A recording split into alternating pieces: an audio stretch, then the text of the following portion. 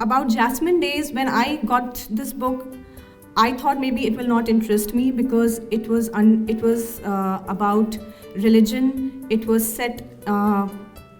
It is set in a Middle Eastern country, and it talks about the revolution that happened there. So I thought, okay, let me just go through a couple of pages and maybe it will not interest me. The cover really interested me. There are headphones, if you can see there.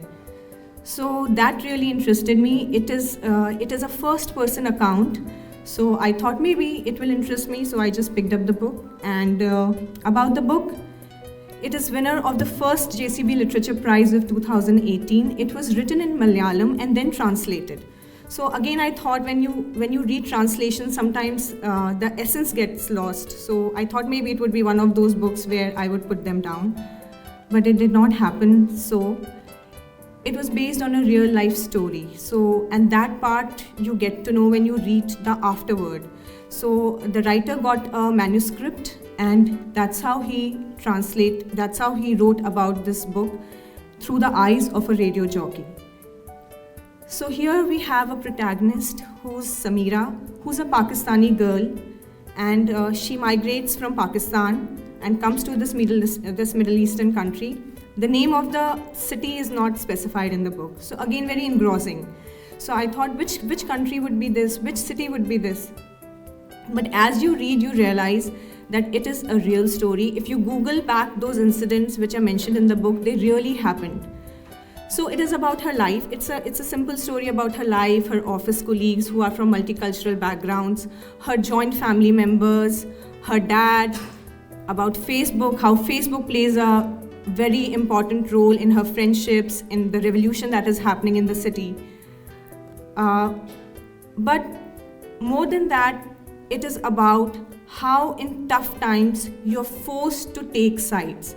So I would say that it had an impact on me because I thought even I would never have to choose between sides. I can be neutral, but that doesn't happen. She is a neutral girl.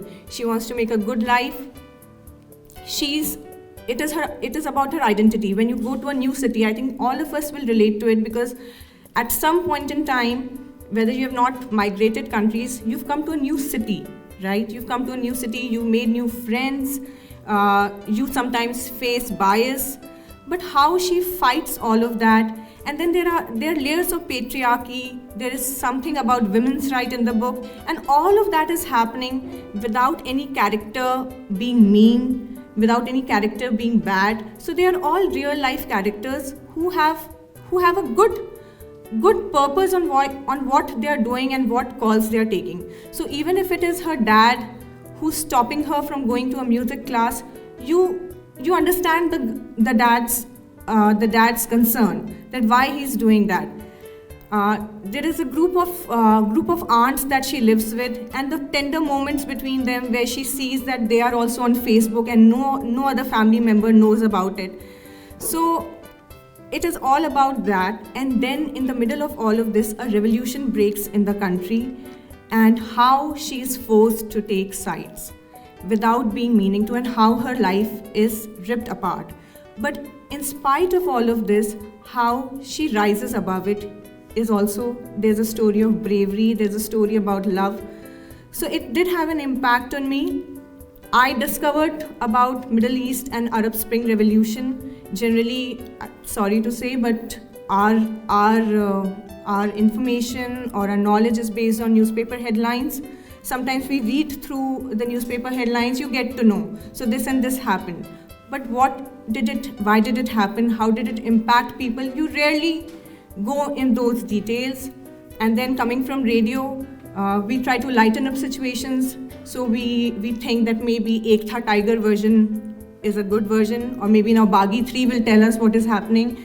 So, but when I Googled and when I put things together, it really opened a new world for me. Like you said, that we should be curious about new things. So I think that definitely happened here. And also, I would say that in the book, there's a very good moment where this girl is questioning her aunt that if you really want to be on Facebook, why don't you fight with uncle? Why don't you be on Facebook? It's not such a big deal. So she just says that when the fight is between freedom and peace, I chose peace.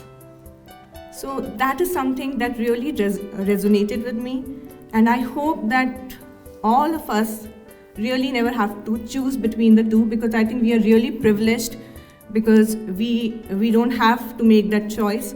But somehow this read also kind of told me that it's quite relevant in today's time.